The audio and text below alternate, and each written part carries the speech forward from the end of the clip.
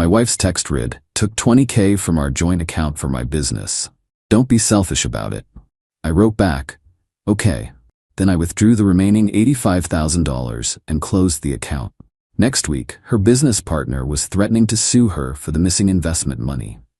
Original post at 35 male, got the text from my wife, Melissa, 33, while I was in a meeting last Tuesday. Been married 7 years, together for 10. We both work. I'm in IT consulting, making about $140,000. She's in marketing, making around $65,000. The joint account was our house fund. We'd been saving for a down payment for 5 years, had $105,000 in there. Our dream was to finally stop renting and buy something decent. Her text, "Hey babe, took $20 from the joint for my business opportunity with Vanessa. This is gonna be huge. Don't be selfish about it. This benefits both of us. Love you." I stared at my phone. $20,000. Just taken. No discussion, no asking. Just informing me after the fact and calling me selfish preemptively. I typed back one word, "Okay." Then I excused myself from the meeting, drove straight to the bank. See, the account was joint, meaning either of us could withdraw everything, which is exactly what I did. Withdrew the remaining $85,000 in a cashier's check, closed the account, opened a new one in my name only, and deposited the money. Took maybe 45 minutes total. That evening, Melissa came home bubbling with excitement. "Babe, did you see my text? Vanessa and I are finally launching our consulting firm. We're going to help small businesses with their social media presence." "I saw it," I said, not looking up from my laptop. "The $20K is just our initial investment. Vanessa's putting in the same. We're getting office space, equipment, everything. Cool." She paused. "You're not mad?" "You said don't be selfish, so I'm not being selfish." She hugged me. "I knew you'd understand. This is going to change our lives." Yeah, just not how she thought. 3 days passed. Then Friday afternoon, I get a call. Melissa, screaming, "What did you do to our account?" I closed it. "You what? Where's the money?" "In my account." "Your account?" "That was our money." "Was it? Because you took $20K without asking me. Seemed like you thought it was your money." "I needed to pay Vanessa. The office lease is due Monday. We have contracts to sign. Should have thought about that before taking 20 grand without a discussion. Put it back. Now." "No." She hung up. 20 minutes later, she's home, Vanessa in tow. Vanessa Rogers, 31F, her best friend since college. Self-proclaimed entrepreneur who's failed at 4 businesses in 5 years. Vanessa immediately starts. "Daniel, this is ridiculous. Melissa and I have a legitimate business. You're sabotaging your wife's dreams." "Vanessa, did Melissa tell you she took that money without asking me?" "It's marital money. She doesn't need permission. And I don't need permission to protect the remaining funds from being stolen for another one of your failed ventures." "Melissa, how dare you? This is different. We have a business plan." "Show me." "What?" "The business plan, market research, financial projections, client contracts. Show me." Silence. "We don't need to justify ourselves to you." "No, but you needed my money apparently." Melissa started crying. "You're destroying my future, our future. You destroyed our house fund for a business you haven't even planned. That money took us 5 years to save." "I'll pay it back." "With what? The profits from a business that doesn't exist?" They left after more screaming. Melissa went to stay with her sister Courtney, but the real fun hadn't even started yet. Update 1. Monday morning, I get a call from an unknown number. It's Vanessa's business lawyer. Apparently she has one despite 4 failed businesses. "Mr. Thompson? This is Gregory Matthews. I represent VR Consulting. There seems to be a misunderstanding about investment funds." "No misunderstanding. My wife stole money from our joint account. I protected the rest. She had authorization to access those funds. And I had authorization to withdraw them, which I did." "Mr. Thompson, my client has signed contracts based on promised investment capital. If that capital isn't delivered, she'll sue Melissa for breach of contract." I actually laughed. "Good luck with that. Melissa has about $2,000 in her personal account. Then we'll come after marital assets." "Please do. I'd love to explain to a judge how my wife stole $20 for a non-existent business without my knowledge or consent." He hung up. Tuesday, Melissa's sister Courtney starts texting me. "You're being petty and childish. Marriage is about compromise." Compromise involves discussion, not theft. She's your wife, not some stranger. Which makes the betrayal worse, not better. She's talking about divorce if you don't return the money. Tell her to go ahead. I have screenshots of her text admitting to taking money without permission and calling me selfish for potentially objecting. Then Wednesday, the real entertainment began. Vanessa, in her infinite wisdom, had already signed a lease for office space. $3,500 a month for some trendy spot downtown. She'd told the landlord the deposit and first month's rent would be paid Monday.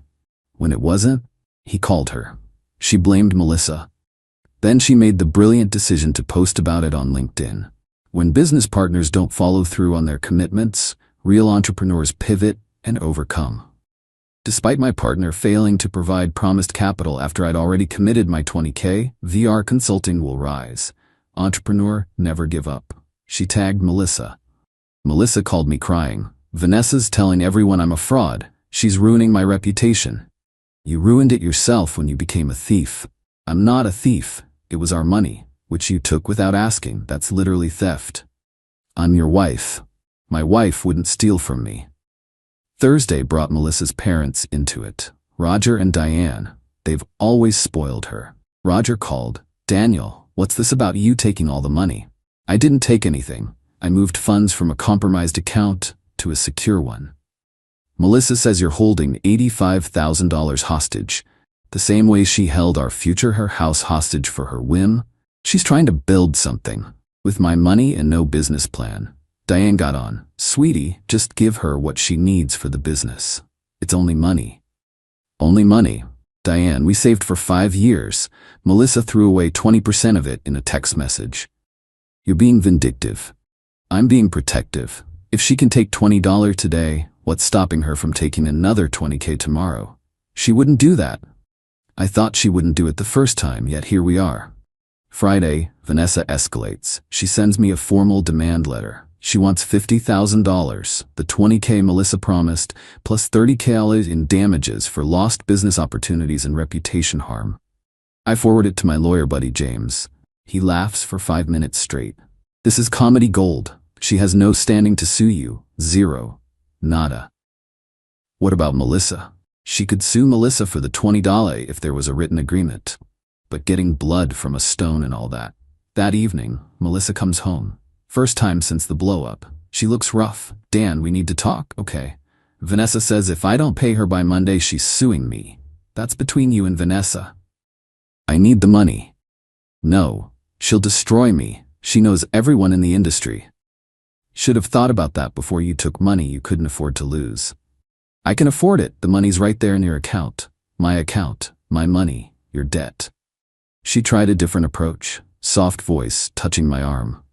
Baby, remember when we started that account? Our dreams? Our future house? I remember. I also remember you destroying it with a text message. I made a mistake, but crushing my career isn't the answer. Your mistake, your consequences. You're really going to let your wife get sued? You're really asking me to pay for your theft? Update 2 Monday came. Vanessa sued Melissa, not for $20K, for $45,000. The missing $20K plus damages. Melissa was served at her work, in front of her coworkers. She called me hysterical. I'm being sued at my job. Consequences. This is your fault. How? I didn't take $20K without permission. I didn't promise money to Vanessa. You could stop this.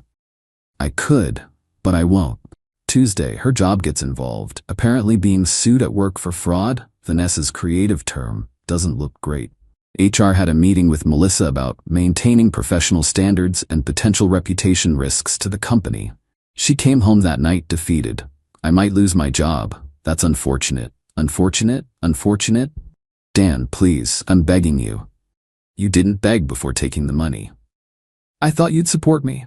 I would have if you'd asked, if you'd discussed, if you'd shown me literally any planning or forethought. So you're just gonna watch me burn? I'm gonna watch you face consequences. Wednesday, Roger shows up at my work. Security calls me down. We need to talk man to man, he says. Okay. My daughter is being destroyed. You took an oath to protect her. She took an oath to honor me. How honored do you think I felt getting that text? She made a mistake, and she's facing the consequences. This could ruin her career. Her choice ruined her career. I'll pay you back the $20 if you give her money for Vanessa. You want to pay me back with my own money? It would come from me. Roger, if you have $20 to spare, give it to Melissa yourself. I don't have it liquid. Neither did we, until she liquefied it without asking. He left angry. Thursday was beautiful. Vanessa, in her infinite wisdom, decided to escalate on social media. Posted on LinkedIn, Facebook, Instagram, Twitter. The works. Full victim mode. When someone you trust in business betrays that trust, it hurts. When they promise investment capital, let you sign contracts based on that promise, then leave you hanging, it's devastating. But I'll recover. VR Consulting will rise despite Melissa Thompson's betrayal. Business ethics betrayal.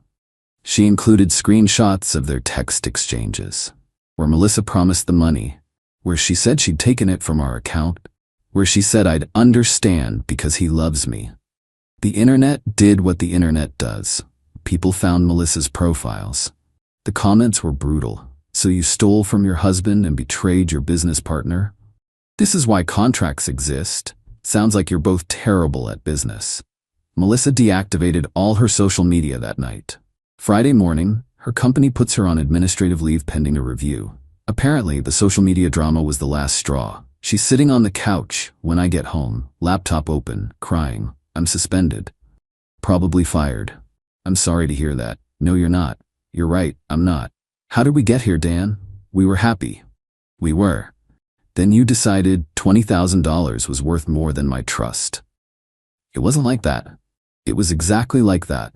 You took money, without asking, then told me not to be selfish about it. I was excited. I thought you'd be excited too, about you stealing from our house fund for another one of Vanessa's scams. It wasn't a scam. 5 failed businesses in 5 years. What would you call it? This time was different. How? You still had no business plan, no market research, no clients, nothing but Vanessa's word. She's quiet for a while. Then, I need a lawyer. Probably. I can't afford one. There's $85,000 in my account. Dan? What? You want me to pay for a lawyer to defend you from the consequences of stealing from me?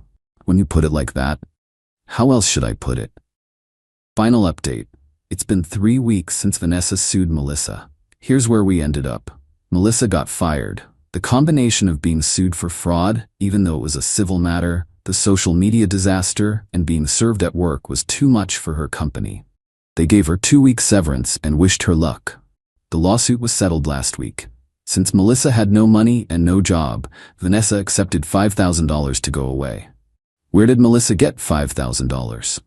She sold her car, her prized BMW that she loved more than anything. Sold it for way under value because she needed cash fast. But here's the kicker. Vanessa's business never materialized. The office space she'd signed a lease for, she got sued by that landlord for breaking the lease. Turns out her $20,000 investment was mostly debt and wishful thinking. She's now facing eviction from her apartment because she can't pay rent. Roger and Diane finally gave Melissa money, not for the lawsuit, but for living expenses. She's staying with them now. We're getting divorced. The divorce is interesting. She tried to claim she should get half the $85,000 in my account. My lawyer pointed out that she'd already taken $20,000 without permission and had text evidence admitting to it. She tried to claim I was financially abusive for cutting her off. Judge wasn't buying it. Final settlement. She gets her personal belongings, her debt from the lawsuit, and $10,000 from the house fund. I keep the remaining $75,000 and my sanity. She texted me last night, I hope you're happy. You destroyed my life over money. I responded, you destroyed your own life over money. I just refused to pay for the demolition. She sent back, I loved you. You loved my bank account. That's not fair. Neither was taking $20,000 without asking. I'll never forgive you for this. I'll never forgive you either.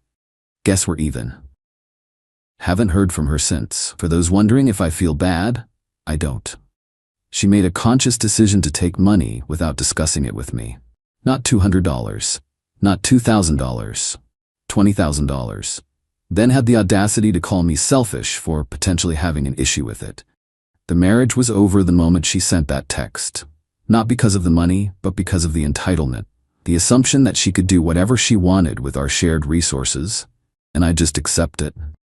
The manipulation of calling me selfish before I even responded. I'm keeping the apartment. Started looking at houses. Ironically, $75,000 is enough for a down payment on a decent place for just me. Smaller than what we planned, but it'll be mine. My lawyer says the divorce should be final in about 2 months. Melissa's still unemployed, still living with her parents, still blaming me for everything. Vanessa's facing bankruptcy and has started another business, selling essential oils on Facebook. Some mutual friends think I went too far. They say I should have just given her the money for Vanessa and worked it out. But here's the thing, if I'd done that, what would stop her from taking $30 next time? Or $40K? When someone shows you they'll take advantage of your trust, believe them. The house fund is slowly growing again. My credit's intact, my job's secure, my peace of mind is returning. Melissa's mom called one last time trying to guilt me. She was trying to build a future for both of you. No, Diane, she was gambling with our present for her fantasy, and she lost. You could have been supportive. Support requires communication. She skipped that part. She'll never recover from this. Then maybe next time she'll think before she takes. That's it. That's the whole story. Don't steal from people, even if you're married to them.